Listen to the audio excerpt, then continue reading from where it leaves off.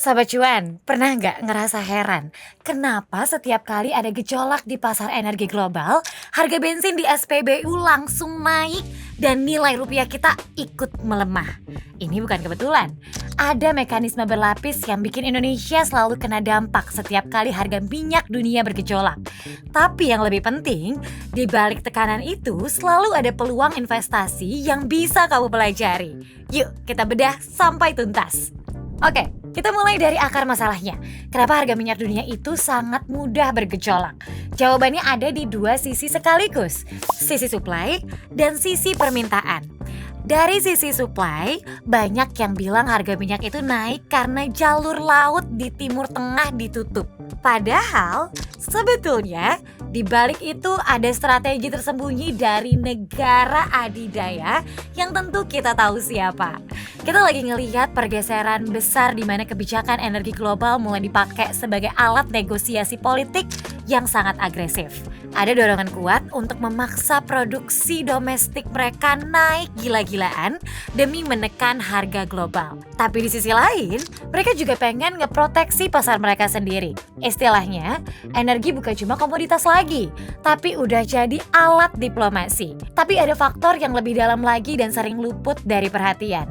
Underinvestment di sisi eksplorasi. Selama era ISG ketat di 2020 hingga 2023, perusahaan minyak besar di seluruh dunia memangkas anggaran eksplorasi secara besar-besaran karena tekanan investor untuk beralih ke energi bersih.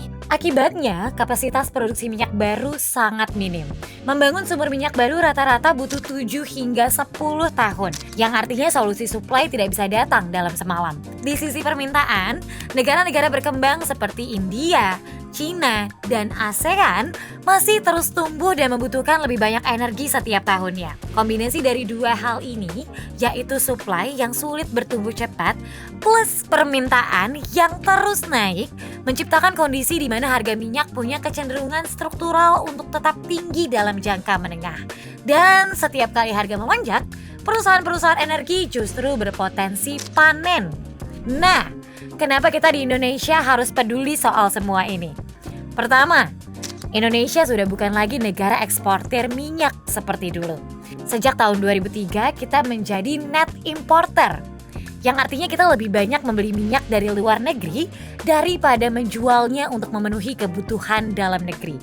Ini menciptakan efek domino yang langsung terasa ke kantong kita semua. Pertama, soal APBN. Setiap tahun pemerintah menetapkan asumsi harga minyak di anggaran negara kita. Biasanya ada di kisaran 70 hingga 80 dolar per barel. Kalau harga minyak aktual melonjak jauh di atas asumsi itu, pemerintah harus menanggung selisihnya lewat subsidi energi.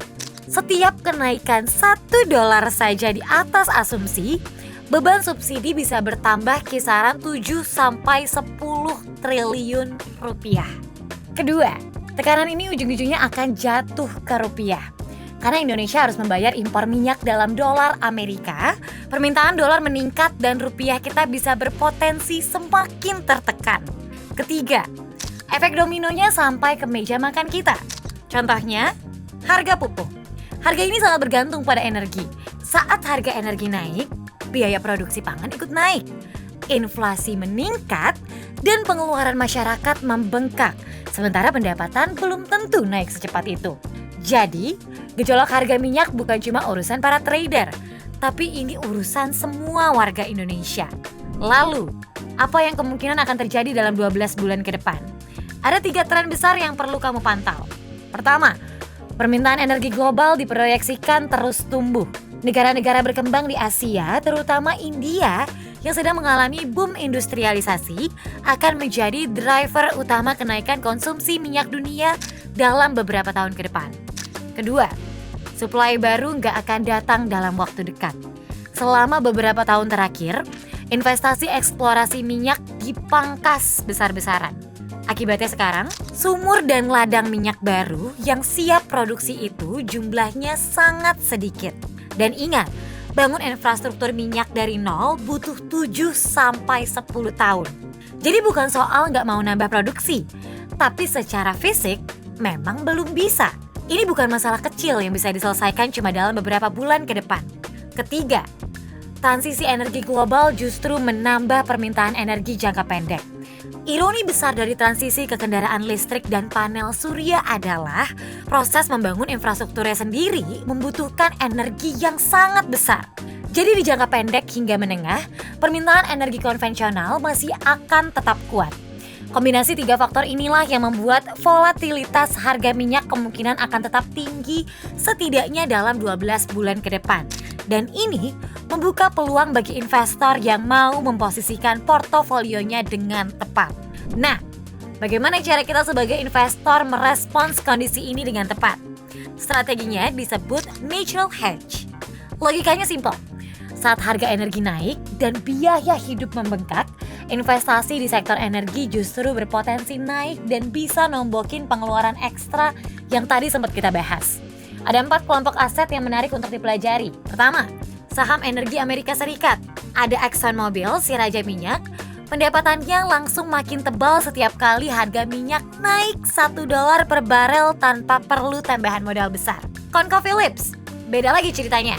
Bisnis mereka fokus banget. Cuma cari dan angkat minyak dari dalam tanah, titik.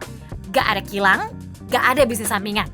Jadi kalau harga minyak naik, semua keuntungannya langsung terasa penuh ke mereka. Makanya harga minyak naik 20%, keuntungan mereka bisa melonjak 40-50%. Dan terakhir ada Halliburton, perusahaan jasa pengeboran. Logikanya simple Sobat Cuan. Makin mahal harga minyak, makin banyak perusahaan mau ngebor. Makin ramai orderan Halliburton. Ketiganya bisa kamu eksplor langsung di peluang. Nah, kalau kamu lebih nyaman main di saham lokal, ada beberapa opsi yang bisa kamu eksplor. Yang pertama ada Medco Energy atau MEDC. Simpelnya gini, mereka ngebor, mereka angkat minyaknya, mereka jual. Jadi kalau harga minyak global naik, pendapatan mereka langsung ikut naik. Terus ada Elnusa dengan ticker ELSA. Masih ingat Halliburton tadi? Elnusa itu versi Indonesianya. Bisnis mereka sama persis.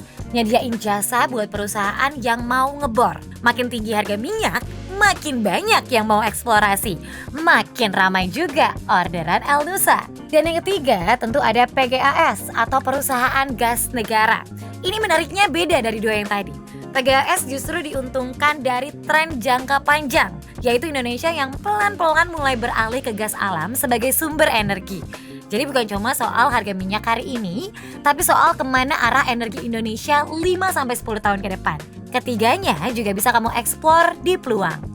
Tapi kalau kamu gak mau ribet pilih saham satu-satu, ada cara yang lebih simpel nih Sobat Cuan. USO namanya. Ini ETF yang harganya ngikutin harga minyak mentah dunia secara langsung. Jadi kamu gak perlu analisa perusahaan mana yang paling bagus. Cukup satu instrumen dan exposure-mu sudah langsung ke pergerakan harga minyak. Keempat dan yang paling tidak boleh dilupakan adalah emas. Saat inflasi naik dan mata uang tertekan, emas secara historis selalu jadi pelindung nilai yang handal. Ini bukan sekedar aset spekulatif, tapi asuransi portofolio yang sejati. Dan satu fondasi yang tidak bisa dikompromikan, selalu siapkan dana darurat minimal 6 bulan pengeluaran sebelum mulai berinvestasi ya. Tapi ingat juga Sobat Cuan, semua aset yang kita bahas tadi adalah murni edukasi. Ini bukan rekomendasi untuk membeli atau menjual instrumen apapun. Harga komoditas seperti minyak sangat volatil dan bisa berubah arah kapan saja. Kalau pasokan energi global tiba-tiba meningkat atau permintaan turun karena perlambatan ekonomi, harga minyak juga bisa anjlok dalam sekejap. Jadi, selalu lakukan riset mandiri sebelum mengambil keputusan investasi ya. Sesuaikan dengan profil resiko kamu dan gunakan uang dingin, uang yang memang dialokasikan khusus untuk investasi dan tidak akan kamu butuhkan dalam waktu dekat. Supaya apa? Supaya psikologi kamu tetap terjaga saat pasar sedang fluktuatif.